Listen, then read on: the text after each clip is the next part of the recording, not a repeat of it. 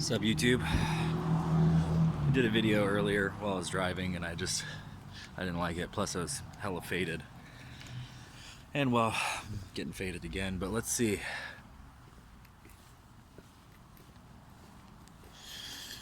Should do a news roundup considering how much engagement and viewers I got just by doing a little troll video reacting to the news. But in fact, I'm actually doing this video as a correction to say that I was wrong about Evo and IDOS and the entire structure of what was happening with the resource mining, because having seen what AP is developing, granted, this is all based on the EOS software, but with them discovering this resource cap and not exploiting, but basically seeing how the resource cap was not sustainable for network throughput, to then this more recent discovery from the YAS testnet into mainnet deployments with the EOS 1.9 contracts. So the EOS 1.9 contracts, we were all excited to be running that in EOS 2.0, but it has been discovered that if you unregister a block producer, it changes the public key of the block producer and then does not deregister them or unregister them from their producing role. They still remain a block producer and they produce blocks and they still receive their rewards. So technically you're looking at a permanent cartel if deployed on the main network. Now luckily they're not on that yet, they're still in testing, but it's still interesting to see that this is more, bug hunting and more development that really has come out of IDOS and AP specifically, which, he's kind of like the boogeyman to a lot of the EOS community, but thanks to him and his team, or she, we don't know, thanks to them, they have not only really inspired more attention to the EOS side chains or sister chains, but they've also really kind of pulled out the rug, as my friend Stella would say. They kind of pulled out the rug from the haves and the have-nots and really drew a line in the sand to show us what the real EOS community feels. So I don't want to do a long rant because I'm not organized for this, but I will say this after I light this.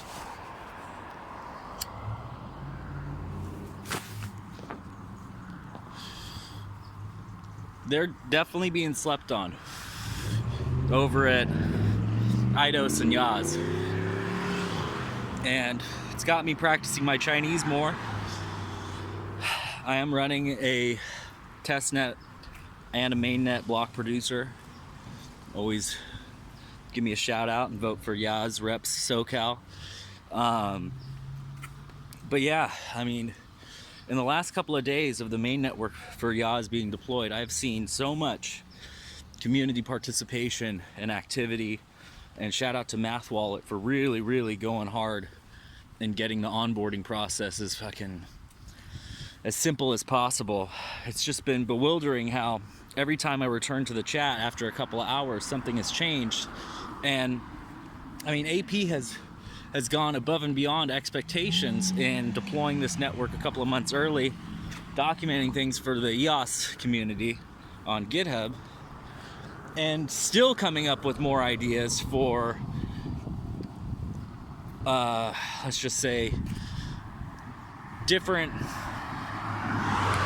methods to have a a set of liquidity standards and bridges, you know, kind of like the whole inter-blockchain communication. These tokens are being deployed and used as bridges to other platforms, and they definitely know enough of their shit to be able to produce and decentralize networks quickly. I'm excited, man. I'm really excited. I love Telos. I like Link's chain. I even really support all the other EOS side chains for what they're doing and the communities that they've forged. I just can only hope that EOS itself and the main community one day comes to recognize just how much, whether we like it or not, this contribution was necessary, especially before the Voice launch. I mean, if Voice had launched on the main chain and people hadn't already known about the vulnerabilities that Rex has ushered in repeatedly, probably would have been a bigger flop than it potentially can be already. Now, it's not to say that I think that Voice is going to completely flop. It's probably going to do very well, especially with the people in crypto who've already endorsed it. But we are looking at conflicting information still coming out that's dividing the community about whether or not they had ever planned on running it on EOS itself or on their own network. Regardless, Rex was brought in and touted as the savior for our past resource issues. Now we've seen Rex become the folly of EOS yet again, and the culprits that everyone is blaming are the people who are documenting and disclosing this information for the block producers and the community to vote and delegate what they want their wills to be on chain. And so I think that even though I'm a big critic of Dan too, all of this has taught me to really shut up and appreciate what I don't know and what I do know. And I appreciate the people in EOS who were saying in the beginning that everything was working as intended, because they, you know, I'm gonna just admit that I was wrong and I'd reacted. And I think that, you know, now it's up to us to really think about what we want for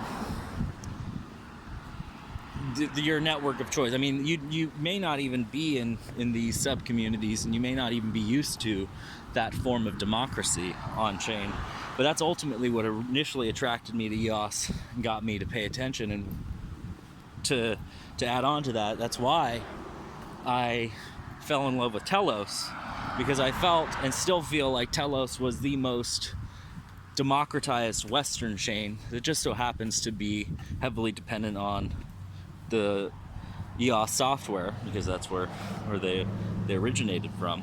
But really what makes them great is that community and the spiritual leadership. Gotta respect them. But yeah, anyways, this is just an apology to an Amiibo and Eidos and AP, because I realized that, you know what, it wasn't spam.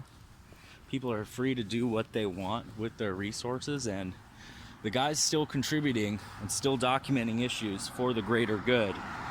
So I don't think they're necessarily the enemies here. I think the enemies is, or if there are enemies, but the enemy to me would be plutocracy and indifference, and then perhaps above all else, lack of communication and transparency. That's what makes CZ great and how he's run Binance. It's what makes Telos great and how they orchestrate their chain and the worker proposals. And it's definitely how AP is doing his thing too. I mean,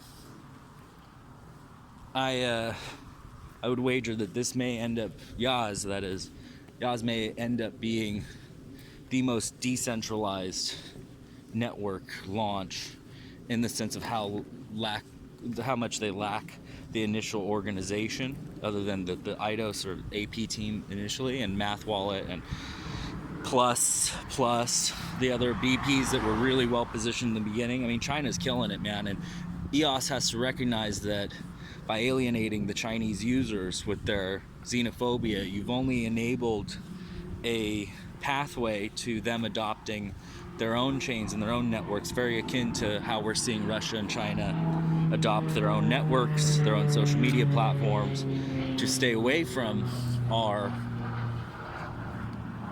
information warfare that us and them are conducting on our side, and of course the paranoia.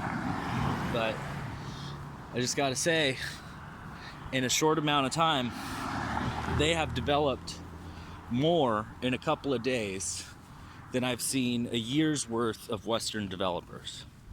And I know that that's a gross misappropriation of the amount of diligence and time and effort and work, but I mean, this community is not afraid to try new things and look like a noob or break things at the stake of creating something that's their own and adopting something that's their own. So